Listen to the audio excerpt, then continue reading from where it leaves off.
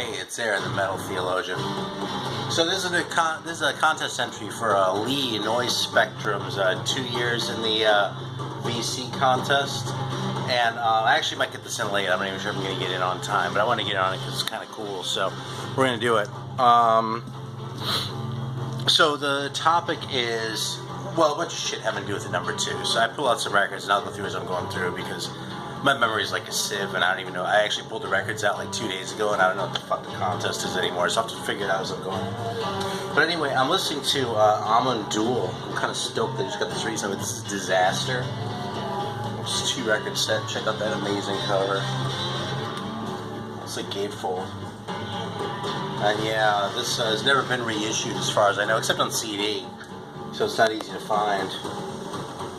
So, oh yeah, Grown Man Record Night's on too. So I got my soda here, and actually because Grown Man Record Night is on, in honor of the boss man, we're drinking this blue soda. This is a blue raspberry Jig Jack, and this was actually contributed to the cause by Corey. So once again, a shout out to Mr. Corey. This is very much appreciated, and now we're gonna see if it's any good. Shit, I don't know if I have the leverage to do it that way. Alright, here we go. So it's very blue. My tongue's probably going to be like entertainingly blue. But nothing. I didn't even check to know if this is real sugar in this thing. But there is. Let's see where it's bottled. McKilty, Washington. Yeah, I've had a couple others from the same place actually. I think there's like a big like producer there because someone told me how to pronounce the name and now I forgot anyway. But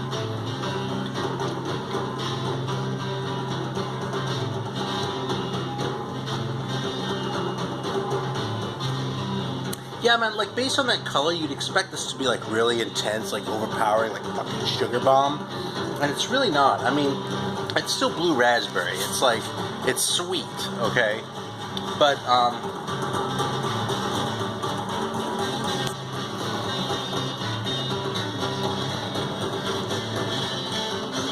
yeah, okay, second, there's definitely more sugar. But the carbonation really breaks through the sort of syrupiness you'd expect from that. And, yeah, it's just a tasty soda, man. It's really not bad. It's not an everyday soda. I mean, it's kind of, you know, it's definitely heavy on the fruity side, and it's definitely sweet. Even though it's probably not as, like, balls-out sweet as, like, the, you know, that Harry Potter, that butterbeer one that I was so into a while back. But, it was a good soda. You can definitely tell what it is, but it's not super aggressive. It does get sweeter the more you drink it. Like a few sips in now, I'm feeling like it's pretty sweet. Yeah, I'll give it a sip. Here, keep the thing focused while we go through this though. Alright, so check it out. So here's Lee's contest, alright? It was some, alright, it was pull out 2 underrated live, don't finish that. 2 underrated live albums, 2 labels, 2 really good second albums. Again, the fucking ran out of space on my phone because I forgot to delete the old videos before we started this. You see how technologically inclined I am. That's why, you know, that you can pretty much ascribe that to the quality of the editing in my videos. All right, so anyway, we're doing a couple live albums, labels, second records by bands, and then records with the word 2, T-W-O, in the title. And so I kind of feel like I'm copying out a little on those. I've got a bonus record at the end, okay? So there's a theme of 2. Alright, so here's the first one, okay? We're starting out with 2 live albums that I feel are underrated. And this one is my first one. This is Trouble Live. There's a 2-record set that came out on High Roller. Maybe...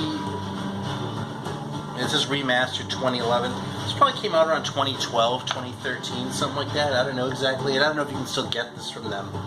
This is just one show, though, from 1983. It sounds like they were touring on The Skull, because there's some songs from that. But nothing from Run to the Light. And this is just a really good live album. It sounds really present. Like, it sounds like you're standing in the fucking audience. Like, there are a couple people on it whose voices are, like, too loud.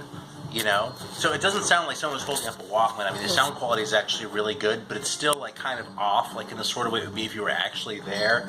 And between that and the fact that the performance is just awesome and the fact that it's treble, this is just an awesome record.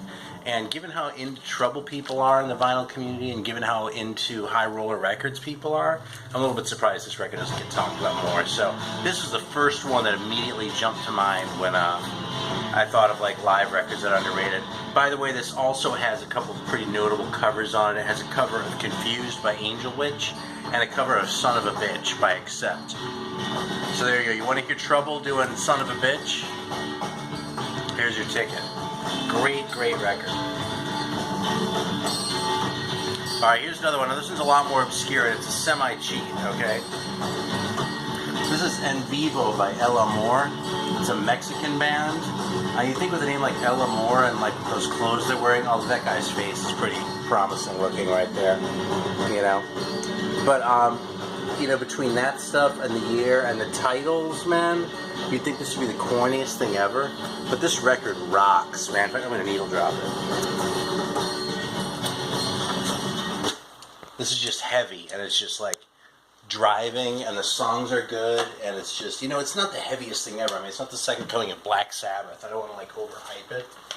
But for just, like, a nothing record by a nobody band from Mexico from, like, 1970 or whatever this is, this record is fucking fantastic, man. So we're going to give this a quick listen here.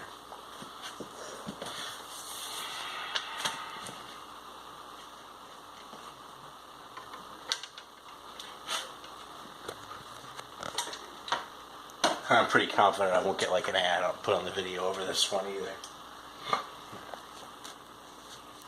Now here's the reason why it's kind of cheating. Because the record's actually fake. And it's really obviously fake. This is a needle drop it, you'll know.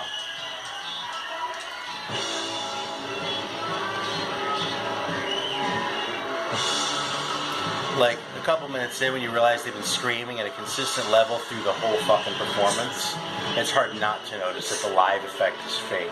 When I've heard some fake live albums before, but this one takes a cake.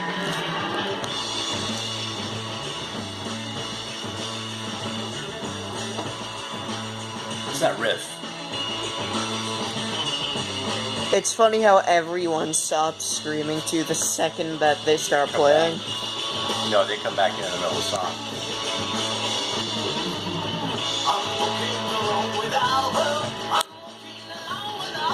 Hear that? I mean, this is a real Garner record, actually. I love this shit, though, man. This might be the best fake live record there is. Well, depending on where you come down the whole, like, Unleash in the East thing. Anyways, those are my two live records, okay? Now we've got a fucking Grown Man Record Night staple there. They play this. I can tell the boss man's there, actually, because they're playing this, so. Not that I geek out over the show or anything. So I actually showed this record kind of recently. But this is on the Spiegelei label. Now, by the way, I wasn't quite clear. Based on how the question was worded, I wasn't sure, Lee, if you're watching this, which I hope you are, if you're going for custom labels or like record label labels. So I decided to opt for record label labels because it made it a little bit harder. Instead of just like picking the coolest picture, I actually have to go and try and think of one that isn't like an obvious one, like the Brain label or the Vertigo Swirl label. So this is probably my all-time favorite label, and I only have 2 records with this label. But look at that. That egg on the label, I just think it's absolutely classic. So that's one of them. I actually happen to have another, my only other one is in the stack. And I will show it shortly, but it falls under a different category, So there's one, and then here comes the other one. This other one might surprise you a little bit because it's such an obvious label. You'll probably take it for granted, but it's a label I've always loved. I'm busting out my copy of the first Iron Maiden. And what it is this very particular version of the old-ass EMI label. You've probably seen it 100 times. I've seen that on Queen records. My Angel Witch records have that on it. I just have a soft spot for that label. I really do. I've always loved that label. And this record is in such rotten shape, I really had to upgrade it. But this is the original copy I got back when I was Spencer's age or whatever, so I don't know. How about that coffee stain on the inner too, that ring? Never swap that out. What can I say? It's my copy. Alright, so those are the two labels. Again, both labels you can find on other records, so nothing overly custom. So next category is second records by bands that are great. And I pulled out two. This one, I think I've talked about before, this is the second record by Almond Duel 2. I had a couple other options in mind, but I did decide to go to the one for the band with 2 in its name. So the second record, the other band we listened to before, by the way, that was Almond Duel 1. It's 2 different bands, so you don't confuse them. So this Almond Duel 2 record, I like Phallus Day, and I like Dance with the Lemmings, and I like probably everything up to about Viva La Trance, really. But this one is the heaviest. It has the best songs. The freak out portions, which is like most of the second record, just seem to be like the most sort of compelling in the way of being like psychedelic, but still like drawing you in and still being driving and not just sort of meandering off, but really being long and involved and psychedelic, but still urgent, you know what I mean? And plus my very favorite Almond Duel song is probably Eye Shaking King, and that's on this record as well. So I'm actually going to show the gatefold because this is so awesome. Look at that. So this is Yeti by Almond Duel 2. And again, it's their second record, probably my favorite, definitely an all-time classic record, and has really always been the Almond Duel 2 record that I recommend to people. The second one might surprise me a little because you're probably expecting something really obscure, but I actually want to talk about this record right here, which is the second record, which is easy to take for granted because you've heard Iron Man 100 times, you've heard Paranoid 100 times, you've heard War Pigs 100 times. You've probably heard them 1,000 times if you're like me.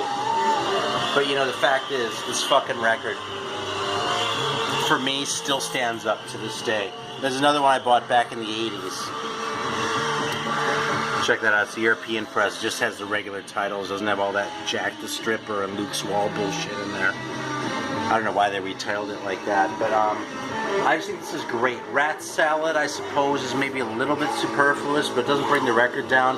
And I don't think Black Sabbath ever did a better song than Electric Funeral. Just for grins, this is my other record with a Spiegelei label.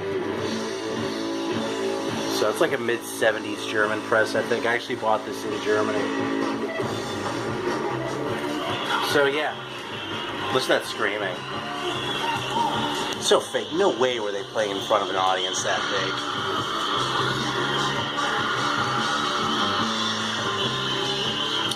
Alright, so finally we're moving on to records that have the word 2 in the title. This was easily the hardest, and I could tell by how the questions were phrased that Lee knew this too. But here are my entries. These are kind of cop-outs. I'm going to find a really good one probably within the next week. I have 3 Man Army 2, which is spelled out. Very cool, and actually interesting for the fact that it's the third 3 Man Army record. The first was A Third of a Lifetime. Excuse me, then the second one was called 3 Man Army, and then the third record was called 3 Man Army 2. I actually got that wrong when I talked about this when I first discussed the record, so go figure. I don't know what the fuck they were thinking. I mean, that must have been some drugs, but it's a very cool record. I got this in Colombia at Papa Jazz not all that long ago. Here's another one. It's one I sent away for. Again, kind of the cop-out. I didn't even crack the shrink on this, so obviously it's a cheapo reissue. But Soft Machine Volume 2, spelled out. When I was way more into Soft Machine, like more into like English prog and like this kind of stuff, I had this record. This was always my favorite one. I rebought it when I was on an English prog kick a few months ago. I never cracked it. So now I sort of keep it tucked away. And one of these days when I'm like really wanting to hear something like that, I'll find it. And like it'll be sealed and it'll be like Christmas. I'll be like, oh, Jesus, you know? But still, it's Volume 2, the second record, so it feels like a little bit of a cop-out. So what I'm going to add to this, that's my entries for all 4, but since I didn't have one I was quite satisfied with for the word 2 in it, I do have a band with the name 2 in it. So this is my bonus entry here. And this is by the band Together. with the TWO. Now it is strictly speaking one word, I suppose, hyphenated, but well, no, it's not. There you go. You see that together? It's two guys in the band. Maybe it's the worst band name ever concocted by anybody. But it's a very cool record, actually. It's an organ and drum trio, which, believe it or not, I kind of have a soft spot for. I mean, I really like the Attila record, obviously, but this record is really cool. And there's another German band that was a lineup like this called 69. You know, I actually don't even remember what they sound like. I haven't listened to this one in a long time either, honestly, but I remember liking this one a fair bit. It's a cool record. This is an unusual lineup, and, you know, it's not worth spending an arm and a leg on, but if you can sort of dig it for what it is, this is a very enjoyable record. But most importantly, it has the word "to." So that is my entry. Congratulations to Lee on 2 years in the vinyl community. It's a pleasure having you around. You can't make too many videos as far as I'm concerned because your topics are always fucking interesting. And when you start pulling out the Yugoslav shit, it just blows my mind, the shit that you've unloaded. Plus I have some Bielo Dume records over there that I'm very fond of that your ass turned me on to. So, right on. Cheers. And thanks everyone for watching.